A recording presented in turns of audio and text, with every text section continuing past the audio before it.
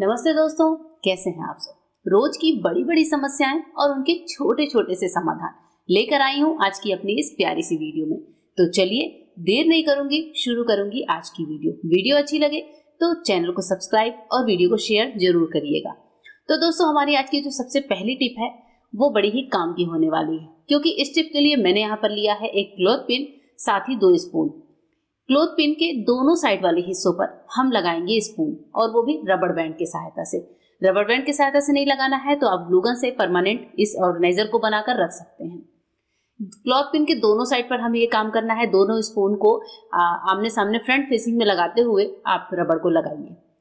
ये जो ऑर्गेनाइजर मैं बना रही हूँ ये हमारे लिए बहुत ही बढ़िया से प्लकर, चिमटा या फिर कुछ ऐसे स्पून का काम करेगा। जैसे सैलेड वगैरह हम लोग उठाते हैं तो उस तरह के स्पून काम आते हैं। आपको मैं इससे उठाकर दिखाऊंगी कि कितनी बढ़िया तरीके से हम इनसे चीजें को उठा सकते हैं, प्लग कर सकते हैं। देखिए, जैसे मैंने टोकरी में आलू प्याज रखा है तो मैं यहाँ पर एक एक आलू और प्याज आपको उठाकर दिखाऊंगी कि कितना बढ़िया तरीके से, एकदम सुंदर तरीके से हम अपनी चीजों को उठा सकते हैं। कभी गर्म तवे पर आप कुछ बना रहे हैं, कोई टिक्की वगैरह पलटनी है, आपके पास चिमटा नहीं है, ऐसा फ्लैट स्पून नहीं है, तो इस तरीके से आप अपनी चीजों को बहुत अच्छे से इसको काम में ले सकते हैं। इसको आप परमानेंट बनाकर भी रख सकते हैं या फिर जब जरूरत हो तब भी बना सकते हैं। आपका काम बहुत ज्यादा आसान हो जाएगा। नेक्स्ट टिप है हमारे सोप केस को लेकर। कई बार सोप केस में नीचे छेद नहीं होता, हम इसमें साबुन रखते हैं और नीचे जो साबुन होता है वो बहुत ज्यादा पानी पानी हो जाता है।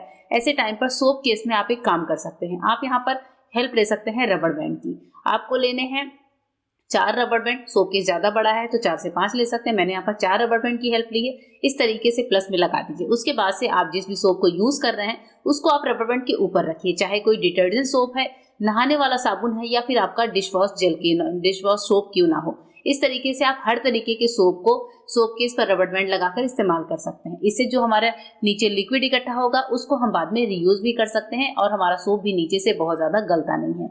होप करती हूँ कि ये टिप आपको पसंद आई होगी। नेक्स्ट टिप है, मैं आपको दिखा रही हूँ दोस्तों कि हमारे पास था एक कॉफी का पैकेट। कॉफी का पैकेट में रखकर भूल गई और ये बहुत ज्यादा जम गया, लेकिन मैं ऐसे किसी भी चीज को फेंकती नहीं हूँ, क्योंकि जब मैंने पैकेट को टच किया तो मुझे पता चल गया कि कॉफी अंदर से बहुत ज्यादा जम चुकी है। मैंने कहा भी इसकी एक्सपायरी डेट तो है नहीं, तो क्यों ना इसको यूज करते हैं। तो यहाँ पर मैं इसलिए पूरे पैकेट को इस तरह से कट कर रही हूँ जिससे हम कॉफी को इजिली निकाल सकें। मैंने दोनों साइड से कट कर दिया है क्योंकि अंदर से कॉफी बहुत ज्यादा सॉलिड सी हो रही थी। ये देखिए, मैं आपको दिखाती हूँ, कॉफी पूरी की पूरी जम चुकी है, लेकिन फिर भी इस कॉफी को भी मैं बहुत ही अच्छे तरीके से यूज करूंगी। कैसे, चलिए देखते हैं। अब जैसे मैंने इसे एक बर्तन में निकाल लिया है। अब कॉफी इतनी ज्यादा कड़क है कि अगर मैं मिक्सी के जार में चलाती हूँ तो मिक्सी जो है खराब हो सकती है। तो यहाँ पर हम लेंगे थोड़ा सा दूध और दूध में इस कॉफी के क्यूब्स को भिगा कर रख देंगे। आप चाहें तो इसको फ्रिज में भी रख सकते हैं। बस इसको रखना है आपको 2 से 3 घंटे तक। मैंने इसको फ्रिज में रखा था और अभी आप देख रहे हैं दूध डालते ही कॉफी हल्की हल्की सी घुलनी शुरू हो चुकी है, पर अभी इसको टाइम लगेगा। तो 2 घंटे के बाद मैं आपको दिखाती हूँ कि इसका क्या हुआ। 2 घंटे के बाद आप देख रहे हैं दोस्तों, दूध और कॉफी बिल्कुल एक हो चुके हैं। कॉफी पूरी की पूरी अच्छे से पिघल चुकी है। अब आप इससे ब्लैक कॉफी, हॉट कॉफी जो मन करे वो बनाकर एंजॉय कर सकते हैं। हमारे पैसे भी वेस्ट नहीं होते हैं। साथ ही इस तरह का जो पैकेट होता है कभी जम भी जाता है तो उसको आप रीयूज कर सकते हैं। नेक्स्ट टिप में देखते हैं अपने इयररिंग्स के साथ। जैसे मेरे पास इयररिंग्स का डिब्बा है। अब कभी कभी क्या होता है, इयररिंग्स हमें पसंद तो बहुत होते हैं, लेकिन गर्मी के दिनों में जब भी हम इयररिंग्स पहनते हैं आर्टिफिशियल वाले, तो उनसे कभी कभी कानों में पानी निकलने लगता है, पस होने का डर होता है, या फिर कुछ लोग के कानों में तो बहुत ज्यादा दर्द भी होता है। ऐसे टाइम पर जब भी आपको इयररिंग पहनने हो तो आप लहसुन की एक कली ले लीजिए। लहसुन की कली को इयररिंग के पीछे वाले जो पेच होते हैं उन पर अच्छे से इस तरह से लगाइए, जैसे कि लहसुन का जो रस है वो इयररिंग के पीछे वाले जो डंडा होता है उस पर लग जाए। इस कली से आप एक साथ कई इयररिंग्स को भी जो है लगा कर रख सकते हैं, एक लेयर से लगा कर रख सकते हैं, या फिर जब आपको पहनना हो तब भी आप ये काम कर सकते हैं। अब इसके बाद से जब हम इन इयररिंग्स को पहनेंगे तो लहसुन के रस की वजह से हमारे कानों में किसी तरह का पस नहीं बनेगा। गर्मी की वजह से हमारे कान पकेंगे नहीं, ना ही कानों में दर्द होगा, क्योंकि लहसुन जो होता है वो एंटीसेप्टिक का काम करता है और इसमें एंटीबायोटिक गुण बहुत बढ़िया से होते हैं। तो इस तरीके से काम को आसान बना सकते हैं। एक और टिप देखते हैं दोस्तों। जब कभी ऐसा होता है, हम लेडीज घर के किचन में होती हैं और हमने जैसे कढ़ी यानी कि दही और बेसन को फेंट लिया, अब हम सोचते हैं कि किसी दूसरे बर्तन में तड़का लगाएं फिर हम कढ़ी को पकाएं। तो मैं क्या करती हूँ, मेरा जो तरीका सिंपल सा होता है वो आज आप सभी के साथ शेयर कर रही हूँ। जैसे काफी तेजी में मैंने कढ़ी तो बना ली इस बर्तन में, मैंने बिना तड़के के इस कढ़ी को बनाया, दही बेसन को अच्छे से फेंटा और उसके बाद से गैस पर चढ़ा दिया। कढ़ी पक गई। तड़का जो है हम बाद में भी लगा सकते हैं। तड़का आप अपने अकॉर्डिंग लगा सकते हैं, घर में जैसे जिसको पसंद है। तो ऐसा जरूरी नहीं है कि हमने जब कढ़ाई में तड़का लगाया उसके बाद ही हम कढ़ी को पका सकते हैं। कढ़ी को आप पका लीजिए अपनी सुविधा अनुसार। जैसे कभी कोई बर्तन नहीं फ्री होता है, कभी आप फ्री नहीं होते, तो कढ़ी को धीमी आंच पर पकने छोड़ दीजिए, अपने बाकी के काम करिए। और जब आपको कढ़ी को खाना हो तो आप अपने हिसाब से तड़का इसमें लगा सकते हैं। जैसे मैंने यहाँ पर क्या किया है, तेल में जीरा, सौंफ, कसूरी मेथी, अजवाइन, सूखी लाल मिर्च, साथ ही थोड़ी सी कश्मीरी लाल मिर्च, थोड़ी सी तीखी मिर्च, मतलब सारी चीजें जो मुझे पसंद है, मेरे घर वालों को पसंद है, वो तड़का मैं लगा दूंगी। तड़का जब तैयार हो जाएगा अच्छे से मिलाकर इसको कढ़ी के ऊपर डाल देंगे। ये जो कढ़ी होती है, कभी भी आपको ऐसा नहीं लगेगा कि इस कढ़ी में हमने पहले तड़का नहीं डाला है। मैं मोस्टली इसी टाइप से कढ़ी बनाती हूँ, घर में सबको बहुत पसंद आती है।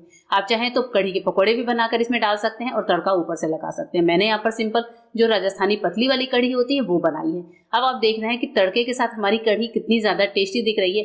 इस कढ़ी को रोटी या राइस के साथ एंजॉय करते हैं तो कभी ऐसा फील नहीं आता कि हमने कढ़ी में तड़का बाद में लगाया है या पहले नहीं लगाया था। क्योंकि कुछ लोग बोलते हैं कि कढ़ी तो कच्ची है, तो लेकिन ऐसा बिल्कुल भी नहीं होता है। कढ़ी को पका लीजिए, बाद में अपने सुविधा अनुसार इसमें तड़का लगाइए और एंजॉय करिए। हमारा समय भी बचता है, साथ ही अगर हम किसी तेजी में हैं तो भी हमारे किचन का काम आसान होता है। मैं तो ऐसे ही करती हूँ, आप कैसे करते हैं कमेंट करके जरूर बताइएगा। एक और नेक्स्ट टिप है, लास्ट वाली जो बड़ी ही कमाल की होने वाली है, वो है आटा गूंदने को लेकर। कई बार हम लोग आटा गूंदते हैं, हमारे हाथ फ्री नहीं है, हम सोचते हैं कि ये काम कोई और कर दे, हाथों पे चोट लगा है, हाथों में कोई बैंडेज वगैरह लगा रखा है, या फिर हमारे हाथों में कई बार ऐसा होता है हमने मेहंदी लगा रखी होती है, हम सोचते हैं कि हमारी मेहंदी खराब ना हो। हर उस टाइम पर ये टिप आपके काम आएगी जब आप अपने हाथों को इंगेज नहीं करना चाहते हैं। ऐसे टाइम पर आपको क्या करना है, परात में आटा निकालना है, एक बॉटल लेनी है। बॉटल जैसे मैंने यहाँ पर छोटी ली है, आप चाहें तो किसी आधा लीटर वाली बॉटल का भी यूज कर सकते हैं। बहुत ज्यादा बड़ी बॉटल न लें, नहीं तो बॉटल को आप संभाल नहीं पाएंगे। पानी आप अपने अकॉर्डिंग डालते जाएं थोड़ा थोड़ा करके, और बॉटल के नीचे वाले पार्ट से ही हमें आटे को मिक्स करना है। मैं यहाँ पर आपको बिना एडिट किए पूरा पार्ट दिखा रही हूँ कि कैसे एक बॉटल की मदद से हम आटे को बहुत अच्छे से गूंथ सकते हैं। थोड़ा थोड़ा पानी डालते जाना है, आटे को मिलाते जाना है। यहाँ पर आप देखेंगे कि आटा जो एकदम गोल होकर बिल्कुल तैयार हो गया है। मतलब मैंने जब इस तरीके से आटा गूंदना शुरू किया तो मुझे यकीन नहीं था कि आटा इतना बढ़िया तरीके से हम गूंद सकते हैं। मैंने सिंपली एक बॉटल उठाया, आटा लेकर मैं खड़ी हो गई। मैंने सोचा भी नहीं था कि ये टिप मैं आपके साथ शेयर करूंगी, पर ये टिप मुझे पर्सनली बहुत ज्यादा पसंद आई, इसलिए मैंने सोचा कि ये टिप आपके साथ शेयर करती हूँ। यहाँ पर देखिए, बॉटल की मदद से आटे को हम मल भी सकते हैं, आटे को हम इतना चिकना कर सकते हैं जैसे हम लोग अपने हाथों की मदद से करते हैं। आपको लगेगा ही नहीं कि आटा आपने बॉटल से गूंदा। ये देखिए, मैं आटे को बॉटल से बहुत ही बढ़िया तरीके से गूंद कर तैयार कर रही हूँ। अब जब इतना काम हमने कर लिया, आपको लगा कि अब आटा चिकना नहीं है, लास्ट में जो हम घी या तेल डालते हैं वो भी काम आप इसी से कर सकते हैं। जैसे मैंने आटे को अच्छे से चिकना कर लिया, अब मैं यहाँ पर ले रही हूँ देशी घी। तो मैंने 2 चम्मच देशी घी डाला है। अब बिना हाथ लगाए ही बॉटल की मदद से ही मैं आटे को इस तरीके से चिकना भी कर लूंगी। ये देखिए, परात में ना ही कोई बहुत ज्यादा आटा है जिसको देखकर आपको खराब लगे, और आटा भी बहुत ही बढ़िया सॉफ्ट चिकना, रोटियों के बनाने लायक आटा हमारा गूंद कर तैयार हो चुका है।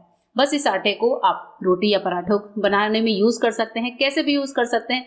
आप अगर एक बैचलर हैं, बिगनर हैं, तो भी इस तरीके से अपने काम को आसान बना सकते हैं। आप हॉस्टल में रहते हैं, आपको आटा गूंदना नहीं आता, तो भी आप इस वीडियो के माध्यम से आटा गूंदने का काम बहुत अच्छे तरीके से कर सकते हैं। देखिए, आटा हमारा कितना ज्यादा सॉफ्ट है, इसको अलग से मसलने की जरूरत ही नहीं है दोस्तों।